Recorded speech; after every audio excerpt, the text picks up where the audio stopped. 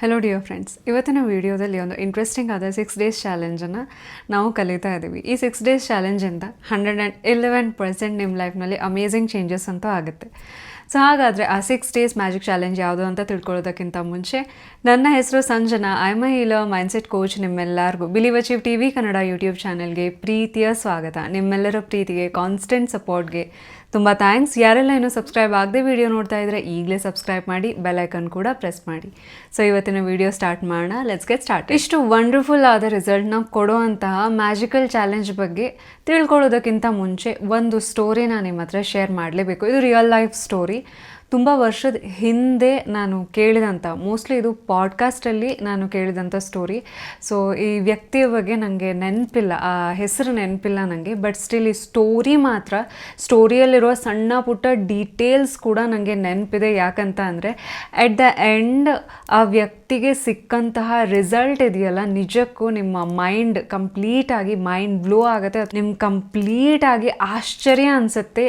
ನಿಜವಾಗ್ಲೂ ಈ ಒಂದು ಚೇಂಜಸ್ ಮಾಡ್ಕೊಂಡ್ಬಿಟ್ರೆ ನಮ್ಮ ಲೈಫ್ನಲ್ಲಿ ಇಷ್ಟು ಅಮೇಝಿಂಗ್ ಆದ ರಿಸಲ್ಟ್ಸ್ ನಿಮ್ಗೆ ಅನಿಸ್ತಾ ಇರ್ಬೋದು. ಈಗ 6 ಡೇಸ್ ಚಾಲೆಂಜ್ ಯಾವುದು ಫಸ್ಟ್ ಅದನ್ನು ನೋಡಬೇಕು ಅಂತ. ಆದರೆ ಈ ಸ್ಟೋರಿಗೂ ಈ ಚಾಲೆಂಜಿಗೂ ಇಂಟರ್ ಲಿಂಕ್ ಇದೆ. ಸೊ ದಟ್ಸ್ ವೈ ನಾವು ಚಾಲೆಂಜ್ನ ಆಕ್ಸೆಪ್ಟ್ ಮಾಡೋಕ್ಕಿಂತ ಮುಂಚೆ ಈ ಸ್ಟೋರಿ ಕೇಳಲೇಬೇಕು. ಸೊ ಇದು ಒಂದು ಬಿಸ್ನೆಸ್ ಮ್ಯಾನ್ ಸ್ಟೋರಿ, ಇದು real life story. So UK ಯಲ್ಲಿ ಒಬ್ಬರು ಬಿಸ್ನೆಸ್ ಮ್ಯಾನ್ ಇರ್ತಾರೆ. ಚಳಿಗಾಲದ ಟೈಮ್ ಆಗಿರುತ್ತೆ. ಸೊ ಈ ಬಿಸ್ನೆಸ್ ಮ್ಯಾನ್ ಏನು ಮಾಡ್ತಾರೆ, ತುಂಬ ಅವರಿಗೆ ಚಳಿ ಆಗ್ತಾ ಇರುತ್ತೆ. ಸೊ ಹೊರಗಡೆ ಇರ್ತಾರೆ ಅವರು. ಕಾರ್ ಪಾರ್ಕ್ ಮಾಡಿ ತಕ್ಷಣಕ್ಕೆ ಯಾವುದಾದ್ರೂ ಒಂದು ಕಾಫಿ ಶಾಪ್ಗೆ ಬಿಸಿ ಬಿಸಿ ಕಾಫಿ ಕುಡಿಬೇಕು ಅಂತ ಹೋಗ್ತಾರೆ. ಸೊ ಎದುರುಗಡೆ ತುಂಬ ಲ್ಯಾವಿಶ್ ಆದ, ಲಕ್ಸುರಿ ಆದಂಥ ಒಂದು ಕಾಫಿ ಶಾಪ್ ಇರುತ್ತೆ. ಸೊ ಆ ಕಾಫಿ ಶಾಪ್ ಒಳಗಡೆ ಹೋಗ್ತಾರೆ. ಹೋದ ತಕ್ಷಣ ಕೂರ್ತಾರೆ. ಬಟ್ ಅಲ್ಲಿ ಯಾರು ವೇಟರ್ಸಲ್ಲಿ ಯಾರು ಕೂಡ ಅವ್ರ ಹತ್ರ ಬಂದು ಮಾತಾಡ್ತಾ ಇರಲ್ಲ. ಸೊ ಸ್ಟಾಫ್ ಯಾರು ಕೂಡ ಅವರನ್ನು ವಿಚಾರಿಸ್ತಾನೂ ಇರಲ್ಲ. ಸೊ ಇವರು ಎಷ್ಟೇ ಕಮ್ಯುನಿಕೇಟ್ ಮಾಡಿ ಟ್ರೈ ಮಾಡ್ತಾ ಇದ್ರು ಕೂಡ ಅವ್ರವ್ರ ಪಾಡಿಗೆ ಅವ್ರವರು ಬ್ಯುಸಿ ಇರ್ತಾರೆ. ಸೊ ಆದರೂ ಇವರು ತಾಳ್ಮೆಯಿಂದ ಕಾಯ್ತಾರೆ.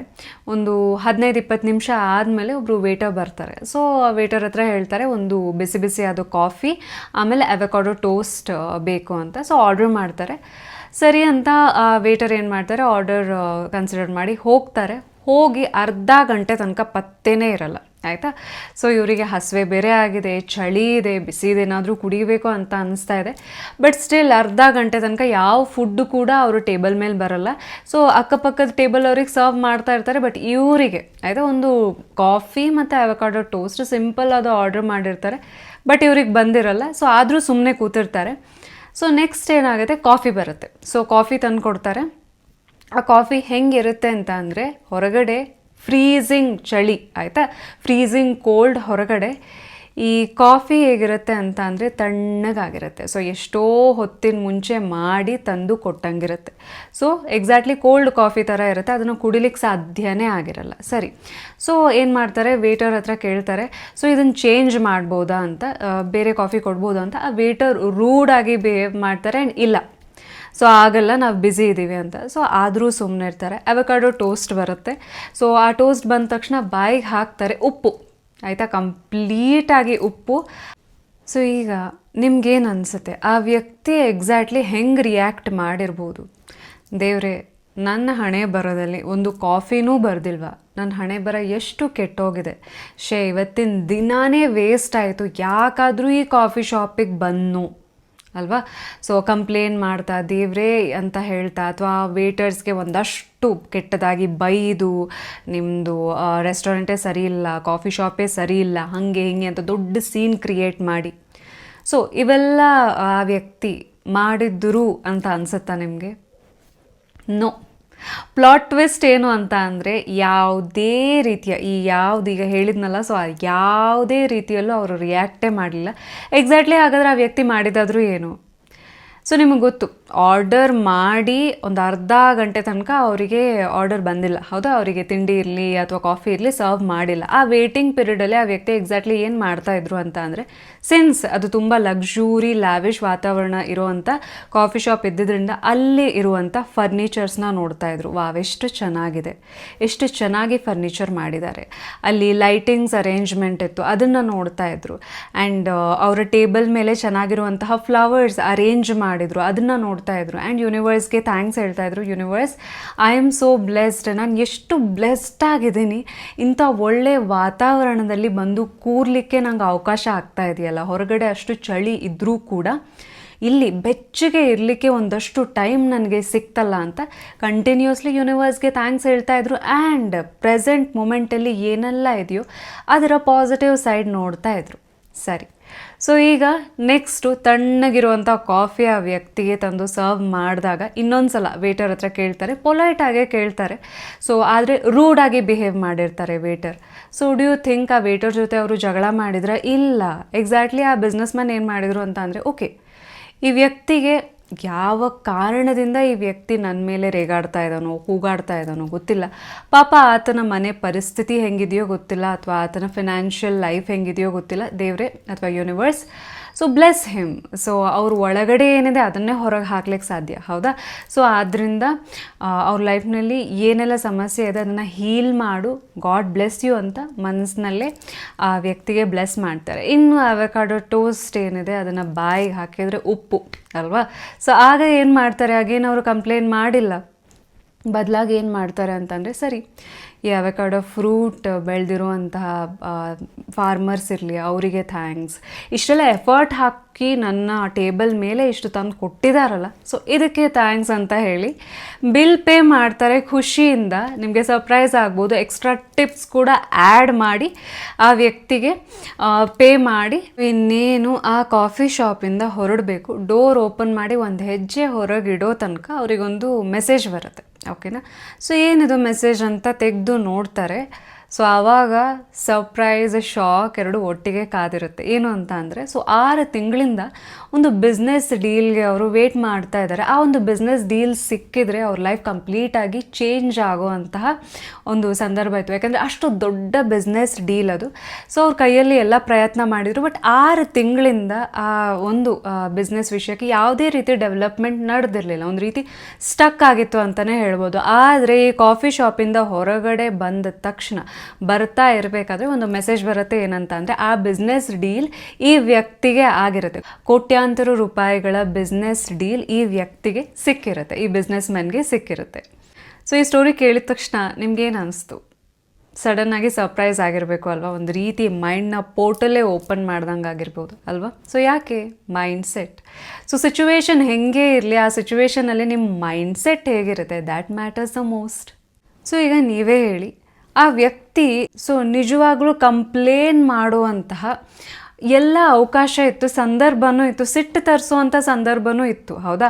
ಅನ್ಗ್ರೇಟ್ಫುಲ್ ಆಗಲಿಕ್ಕೆ, ಸಿಟ್ಟಾಗಲಿಕ್ಕೆ, ಏನು ಯೂನಿವರ್ಸ್ ಇದು ಅಂತ ಯೂನಿವರ್ಸ್ಗೆ ದೂರುವಂಥ ಅಥವಾ ಬ್ಲೇಮ್ ಮಾಡುವಂಥ, ಕಂಪ್ಲೇನ್ ಮಾಡುವಂಥ ಎಲ್ಲ ಸಿಚುವೇಶನ್ ಇದ್ದರೂ ಕೂಡ ಆ ನೆಗೆಟಿವ್ ಸಿಚುವೇಶನ್ನಲ್ಲೂ ಪಾಸಿಟಿವಿಟಿ ಹುಡುಕಿ ತನ್ನ ಮೈಂಡ್ಸೆಟ್ ಸಹಾಯದಿಂದ ಲೈಕ್ ಅ ಮ್ಯಾಗ್ನೆಟ್ ಒಂದು ಒಳ್ಳೆಯ ಬಿಸ್ನೆಸ್ ಡೀಲ್ನ ಅವರು ಅಟ್ರ್ಯಾಕ್ಟ್ ಮಾಡಿದರು.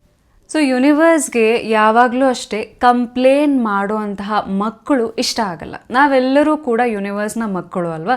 ಸೊ ಸ್ಪಿರಿಚುವಲ್ ಪೇರೆಂಟ್, ನಮ್ಮ ಸ್ಪಿರಿಚುವಲ್ ಪೇರೆಂಟ್ ಯಾರು? ನಮ್ಮ ಯೂನಿವರ್ಸ್. ಸೊ ನಾವೆಲ್ಲಿ ತನಕ ಅದಿಲ್ಲ, ಇದು ಸರಿ ಇಲ್ಲ, ಹಾಗಾಯಿತು, ಅದು ಇದು, ಸೊ ಇದೇ ಥರ ನಾವು ಕಂಪ್ಲೇನ್ ಎಲ್ಲಿ ತನಕ ಮಾಡ್ತಾ ಇರ್ತೀವಿ, ಯೂನಿವರ್ಸ್ ನನಗೇನು ಕೊಡಲ್ಲ ಅಂತ ಹೇಳುತ್ತೆ. ಯಾವಾಗ ನೀನು ಕಂಪ್ಲೇಂಟ್ ಮಾಡೋದನ್ನು ಬಿಡ್ತೀಯ, ದ್ಯಾಟ್ ಮೊಮೆಂಟೇ ನಿನ್ನ ಲೈಫ್ನಲ್ಲಿ ನಾನು ಬ್ಲೆಸ್ಸಿಂಗ್ನ ಒಂದಾದಮೇಲೆ ಒಂದು ಕಳಿಸ್ಲಿಕ್ಕೆ ರೆಡಿ ಇದ್ದೀನಿ, ಬಟ್ ಫಸ್ಟ್ ನೀನು ಕಂಪ್ಲೇಂಟ್ ಮಾಡೋದನ್ನು ಬಿಡು ಅಂತ ಯೂನಿವರ್ಸ್ ಹೇಳುತ್ತಂತೆ.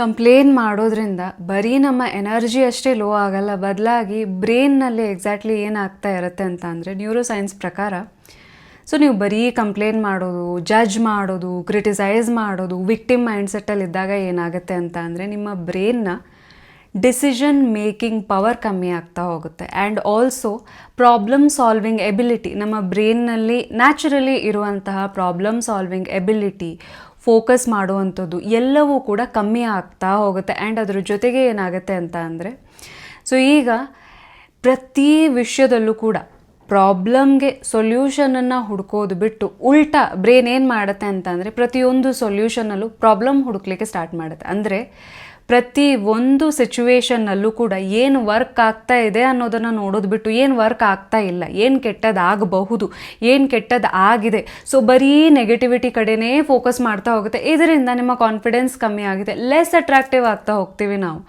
ಔಟರ್ ವರ್ಲ್ಡ್ ನಮ್ಮ ಕಂಟ್ರೋಲಲ್ಲಿ ಇರಲ್ಲ. ಆದರೆ ನಮ್ಮ ಮೈಂಡ್ಸೆಟ್ ಏನಿದೆ, ನಮ್ಮ ಮೈಂಡ್ಸೆಟ್ ನಮ್ಮ ಕಂಟ್ರೋಲಲ್ಲಿ ಇದ್ದಾಗ ಯಾವುದೇ ಪರಿಸ್ಥಿತಿಯಿಂದನೂ ಆರಾಮಾಗಿ ಹೊರಗಡೆ ಬರ್ಬೋದು. ಆ್ಯಂಡ್ ಲೈಫ್ನಲ್ಲಿ ನಿಜಕ್ಕೂ ಖುಷಿಯಾಗೂ ಇರ್ಬೋದು, ಅನ್ಬಾದರ್ಡ್ ಆಗೇ ಇರ್ಬೋದು. ಜೊತೆಗೆ ಲೈಫ್ನಲ್ಲಿ ಏನು ಬೇಕಾದರೂ ಅಟ್ರ್ಯಾಕ್ಟ್ ಮಾಡಲಿಕ್ಕೆ ಸಾಧ್ಯ ಆಗುತ್ತೆ. ಸೊ ಹಾಗಾದರೆ ಮೋಸ್ಟ್ ಪವರ್ಫುಲ್ 6 ದಿನಗಳ ಚಾಲೆಂಜ್ ಆದರೂ ಏನು ಅಂತ ಅಂದರೆ, ಎಕ್ಸಾಕ್ಟ್ಲಿ ಇವತ್ತಿನಿಂದ 6 ದಿನಗಳ ತನಕ ನಿಮ್ಮ ಲೈಫ್ನಲ್ಲಿ ನಿಮ್ಮ ಸಿಚುವೇಶನ್ ಹೆಂಗೆ ಇರಲಿ, ಅಥವಾ ನಿಮ್ಮ ರಿಲೇಷನ್ಶಿಪ್ ಹೆಂಗೆ ಇರಲಿ, ನಿಮ್ಮ ಫಿನಾನ್ಷಿಯಲ್ ಕಂಡೀಷನ್ ಹೇಗೆ ಇರಲಿ, ಇವತ್ತಿಂದ 6 ದಿನಗಳ ಕಾಲ ನೀವು ಕಂಪ್ಲೇಂಟ್ ಮಾಡ್ತಾ ಇಲ್ಲ. ನಿಮ್ಮ ಸಿಚುವೇಶನ್ ಏನಿದೆ, ನಿಮ್ಮ ಪರಿಸ್ಥಿತಿ ಏನಿದೆ, ಅದರಲ್ಲಿಯೇ ಒಳ್ಳೆಯದನ್ನು ಹುಡುಕ್ತಾ ಇದ್ದೀರಾ, ಪಾಸಿಟಿವ್ ಸೈಡನ್ನು ಹುಡುಕ್ತಾ ಇದ್ದೀರಾ, ಯೂನಿವರ್ಸ್ಗೆ ಥ್ಯಾಂಕ್ಸ್ ಹೇಳ್ತಾ ಇದ್ದೀರಾ. 6 ದಿನಗಳ ಕಾಲ, ಬರೀ 6 ದಿನಗಳ ಕಾಲ ನೋ ಕಂಪ್ಲೇನ್ ರೂಲ್ನ ನೀವು ಫಾಲೋ ಮಾಡಿ ನೋಡಿ. ಪ್ರತಿಯೊಂದು ವಿಷಯಕ್ಕೆ ಗ್ರ್ಯಾಟಿಟ್ಯೂಡ್ ಅರ್ಪಿಸಿ ನೋಡಿ. ಸೊ ನಿಮ್ಮ ಮೈಂಡ್ಸೆಟ್ ಏನಿದೆ, ಸೊ ನಿಮಗೆ ಯಾವಾಗಲೇ ಆಗಲಿ ನೀವು ಕಂಪ್ಲೇಂಟ್ ಮಾಡ್ತೀನಿ ಅಂದಾಗ ಇವತ್ತಿನ ಸ್ಟೋರಿ ನೆನ್ಪು ಮಾಡ್ಕೊಳ್ಳಿ. ಎಕ್ಸಾಕ್ಟ್ಲಿ ಇದು ಭಾಳ ವರ್ಷ ಹಿಂದೆ ನಾ ಕೇಳಿದಂತಹ ಸ್ಟೋರಿ ಆದರೂ ಕೂಡ ಇವತ್ತು ನಾನು ಯಾವುದೇ ವಿಷಯಕ್ಕೆ ಕಂಪ್ಲೇಂಟ್ ಝೋನ್ಗೆ ಹೋದಾಗ, ಸೊ ನಾನು ಕೂಡ ಕಂಪ್ಲೇಂಟ್ ಮಾಡಲಿಕ್ಕೆ ಸ್ಟಾರ್ಟ್ ಮಾಡಿದ ತಕ್ಷಣ ನನಗೆ ಈ ಸ್ಟೋರಿ ನೆನಪಾಗುತ್ತೆ, ಎಂಡ್ ರಿಸಲ್ಟ್ ನೆನಪಾಗುತ್ತೆ. ಸೊ ಸಡನ್ಲಿ ಯಾವುದೇ ಸಿಚುವೇಶನ್ ಇದ್ರೂ ಕೂಡ ಅದರ ಪಾಸಿಟಿವ್ ಸೈಡ್ ಏನು, ಪಾಸಿಟಿವ್ ಆಸ್ಪೆಕ್ಟ್ ಏನು ಅಂತ ಸಡನ್ನಾಗಿ ಫೋಕಸ್ ಶಿಫ್ಟ್ ಮಾಡಿದಾಗ, ಸೊ ಬ್ರೈನ್ನ ಫೋಕಸ್ ನೀವು ಯಾವಾಗ ಶಿಫ್ಟ್ ಮಾಡ್ತೀರಾ, ಕೆಟ್ಟದ್ರಿಂದ ಒಳ್ಳೇದ್ರ ಕಡೆ ಏನು ಲಾಭ ಇದೆ, ನನಗೆ ಈ ಪರಿಸ್ಥಿತಿಯಿಂದ ನನಗೇನು ಒಳ್ಳೇದಾಗ್ತಾ ಇದೆ ಅಂತ ಫೋಕಸ್ ಯಾವಾಗ ಶಿಫ್ಟ್ ಮಾಡ್ತೀರಾ, ಸೊ ಒಂದು ರೀಸನನ್ನು ಹುಡುಕಿ ತರುತ್ತೆ. ಆಮೇಲೆ ಒಂದಾದಮೇಲೆ 10, 15, 20 ಹಾಗೆ ಈ ಪರಿಸ್ಥಿತಿಯಲ್ಲಿ ಸಿಚುವೇಶನ್ನ ಬೆನಿಫಿಟ್ ಏನು, ಎಕ್ಸಾಕ್ಟ್ಲಿ ಏನು ಒಳ್ಳೇದು ನಡೀತಾ ಇದೆ ಅನ್ನೋದ್ರ ಮೇಲೆ ನಿಮ್ಮ ಬ್ರೈನ್ ಫೋಕಸ್ ಮಾಡ್ತಾ ಹೋಗುತ್ತೆ. This is the power of focus. So ಈ ಫೋಕಸ್ ಶಿಫ್ಟ್ ಮಾಡೋದು ನಿಮ್ಮ ಕೈಯಲ್ಲಿದೆ ಅಷ್ಟೇ. ಸೊ ಈಗ ನಿಮಗೆ ಅನಿಸ್ಬೋದು, ಏನಾದರೂ ನನಗೆ ಭಯ ಆಗುವಂಥ ಅಥವಾ ಏನೋ ನೆಗೆಟಿವ್ ಇನ್ಸಿಡೆಂಟ್ ಆಗ್ತಾ ಇದೆ, ಅದರಲ್ಲಿ ನಾನು ಹೆಂಗೆ ಪಾಸಿಟಿವ್ ಹುಡುಕ್ಲಿಕ್ಕೆ ಸಾಧ್ಯ ಅಂತ ಸ್ಟಾರ್ಟ್ ಅಫರ್ಮಿಂಗ್. ಇದರಲ್ಲಿ ಏನೋ ಒಳ್ಳೇದೇ ಆಗುತ್ತೆ, ನನಗೆ ಆಗೋದು ಎಲ್ಲ ಒಳ್ಳೇದಕ್ಕೆ, ಇದರಿಂದ ಏನೋ ನನಗೆ ಒಳ್ಳೇದು ಆಗೋದೇ ಇದೆ, ಯೂನಿವರ್ಸ್ ನನಗೆ ಏನೋ ಒಳ್ಳೇದು ಮಾಡೋದೇ ಇದೆ ಅಂತ ಆದಷ್ಟು ನಿಮ್ಮ ಫೋಕಸ್ನ ಶಿಫ್ಟ್ ಮಾಡಿ ಅಷ್ಟೆ. ಇನ್ನೊಂದು ಚಾಲೆಂಜ್ ಏನು ಅಂತ ಅಂದರೆ, ಇಲ್ಲ ನನಗೆ ಯಾರೋ ತುಂಬ ನೋವು ಕೊಟ್ಟು ಹೋಗ್ಬಿಟ್ಟಿದ್ದಾರೆ, ನನಗೆ ತುಂಬ ನೋವು ಮಾಡ್ತಾ ಇದ್ದಾರೆ, ಅದರಲ್ಲಿ ನಾನು ಹೆಂಗೆ ಪಾಸಿಟಿವ್ ಸೈಡ್ ನೋಡಲಿ ಅಂತ. ಎಲ್ಲಿ ತನಕ ನೀವು ವಿಕ್ಟಿಮ್ ಮೈಂಡ್ಸೆಟ್ಟಲ್ಲಿ ಇರ್ತೀರ, ನೀವು ನಿಮ್ಮ ಲೈಫ್ನಲ್ಲಿ ಹೊಸದನ್ನು ಏನು ಕ್ರಿಯೇಟ್ ಮಾಡಲಿಕ್ಕೆ ಸಾಧ್ಯ ಇಲ್ಲ.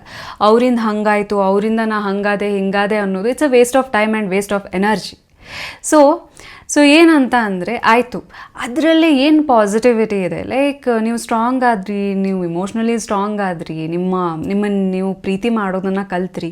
ಸೊ ಎಷ್ಟೋ ಪಾಸಿಟಿವ್ ಆಸ್ಪೆಕ್ಟ್ ಒಂದು ನೆಗೆಟಿವ್ ಇನ್ಸಿಡೆಂಟ್ ಒಳಗಡೆನೇ ಇದೆ. ಬಟ್ ಸಮ್ಟೈಮ್ಸ್ ನೀವು ತುಂಬ ಡೀಪ್ ಪೇನಲ್ಲಿದ್ದಾಗ, ಈಗ ನಾನೇನು ಹೇಳಿದೆ ಅದು ಎಲ್ಲ ನಿಮಗೆ ಒಂದು ರೀತಿ ಅಷ್ಟೊಂದು ಸೂದಾಗದೇ ಇರ್ಬೋದು, ಅಥವಾ ಅಷ್ಟೊಂದು ಸಮಾಧಾನ ಕೊಡದೇ ಇರ್ಬೋದು. ಓಕೆ ಫೈನ್, ನಿಮ್ಮ ಸಮಾಧಾನ ತರಿಸ್ಲಿಕ್ಕೋಸ್ಕರ ಇನ್ನೊಂದು ಆಸ್ಪೆಕ್ಟ್, ಇನ್ನೊಂದು ದೃಷ್ಟಿಕೋನದಿಂದ ನೀವು ನಿಮ್ಮ ಲೈಫ್ನಲ್ಲಿ ನಡೆದಂಥ ನೆಗೆಟಿವ್ ಇನ್ಸಿಡೆಂಟ್ ಅಥವಾ ನೆಗೆಟಿವ್ ಪೀಪಲ್ ಬಗ್ಗೆ ನೀವು ಈ ರೀತಿ ಯೋಚಿಸ್ಬೋದು.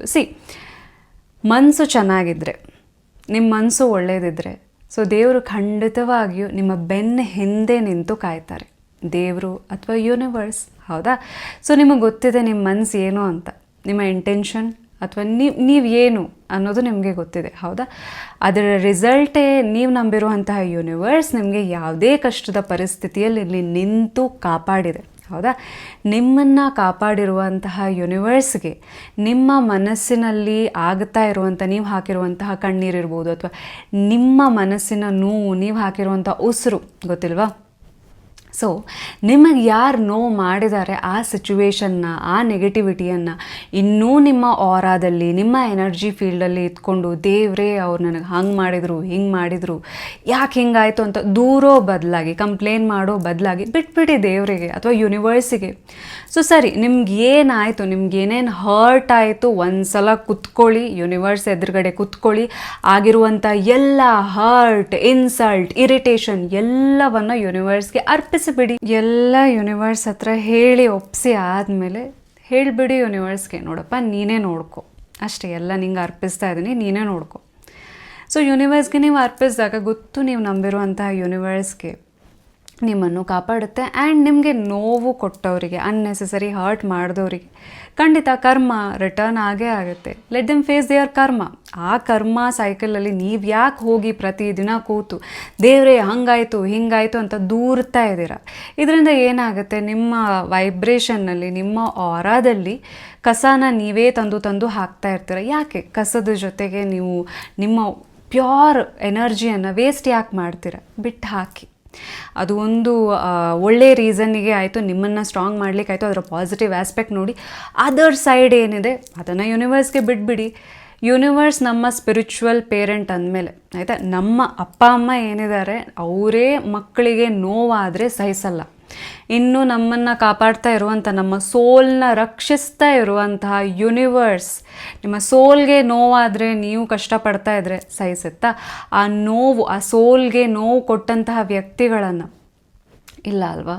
ಸೊ ಬಿಟ್ಬಿಡಿ, ಯೂನಿವರ್ಸ್ಗೆ ಬಿಟ್ಬಿಡಿ, ಮುಂದುವರಿತಾ ಹೋಗಿ ಅಷ್ಟೇ. ಸೊ ಈಗ ಏನಂತ ಅಂದರೆ, 6 ದಿನಗಳ ಕಾಲ ಯಾವುದೇ ವಿಷಯಕ್ಕೂ ನೀವು ಕಂಪ್ಲೇಂಟ್ ಮಾಡ್ತಾ ಇಲ್ಲ. ಐ ಆಮ್ ಡ್ಯಾಮ್ ಶ್ಯೂರ್ ಈ 6 ದಿನಗಳ ಒಳಗಡೆ ನಿಮ್ಮ ಲೈಫ್ನಲ್ಲಿ ಏನೋ ಒಂದು ಅಮೇಝಿಂಗ್ ವಿಷಯ ಆಗುತ್ತೆ, ಸೈನ್ಸ್ ಸಿಗುತ್ತೆ, ನಿಮಗೆ ಒಳ್ಳೇದಾಗಲಿಕ್ಕೆ ಸ್ಟಾರ್ಟ್ ಆಗುತ್ತೆ. ಆ್ಯಂಡ್ ಒಳ್ಳೇದಾಗಲಿಕ್ಕೆ ಸ್ಟಾರ್ಟ್ ಆಗ್ತಾ ಇದ್ದ ತಕ್ಷಣ ಮರಿಬೇಡಿ, ಮತ್ತೆ ವಾಪಸ್ ಕಮೆಂಟ್ ಸೆಕ್ಷನ್ನಿಗೆ ಬಂದು ನಿಮ್ಮ ಲೈಫ್ನಲ್ಲಿ ಈ ಕಂಪ್ಲೇನಿಂಗ್ ಹ್ಯಾಬಿಟ್ನ ಬಿಟ್ಟ ತಕ್ಷಣ ಏನು ಒಳ್ಳೇದಾಯಿತು, ಏನು ಸೈನ್ ಸಿಕ್ತು ಅಂತ ಸೊ ಕಮೆಂಟ್ ಸೆಕ್ಷನ್ನಲ್ಲಿ ಬಂದು ಖಂಡಿತ ತಿಳಿಸಿ. ಆ್ಯಂಡ್ ಎಲ್ಲೋ ಒಂದು ಕಡೆ ನಿಮ್ಮ ಕಮೆಂಟ್ ಸೊ ಎಷ್ಟೋ ಜನರಿಗೆ ಓಕೆ, ಸೊ ಕಂಪ್ಲೇಂಟ್ ಮಾಡಿದಿರ ಲೈಫ್ನಲ್ಲಿ ಇಷ್ಟೆಲ್ಲ ಒಳ್ಳೇದಾಗುತ್ತಾ, ಸೊ ನಾನು ಹಾಗಾದರೆ ಇನ್ನು ಮುಂದೆ ಕಂಪ್ಲೇಂಟ್ ಮಾಡೋದನ್ನು ಬಿಡ್ತೀನಿ ಅಂತ ನೀವು ಎಷ್ಟೋ ಜನರಿಗೆ ಇನ್ಸ್ಪೈರ್ ಆಗ್ತೀರ. ಸೊ ಎಷ್ಟು ಜನ 6 days ನೋ ಕಂಪ್ಲೇಂಟ್ ಚಾಲೆಂಜ್ನ ತೊಗೊಳ್ಳಿಕ್ಕೆ ರೆಡಿ ಇದ್ದೀರಾ ಅನ್ನೋದನ್ನು ನನಗೆ ಬೇಗ ಕಮೆಂಟ್ ಸೆಕ್ಷನಲ್ಲಿ ತಿಳಿಸಿ. ಇವತ್ತಿನ ವಿಡಿಯೋ ನಿಮ್ಮೆಲ್ಲರಿಗೂ ಹೇಗೆ ಅನ್ನಿಸ್ತು ಅಂತ ಖಂಡಿತ ತಿಳಿಸಿ. ನಿಮ್ಮೆಲ್ಲರಿಗೂ ಒಳ್ಳೆಯದಾಗಲಿ. Thanks for watching. Thank you so much.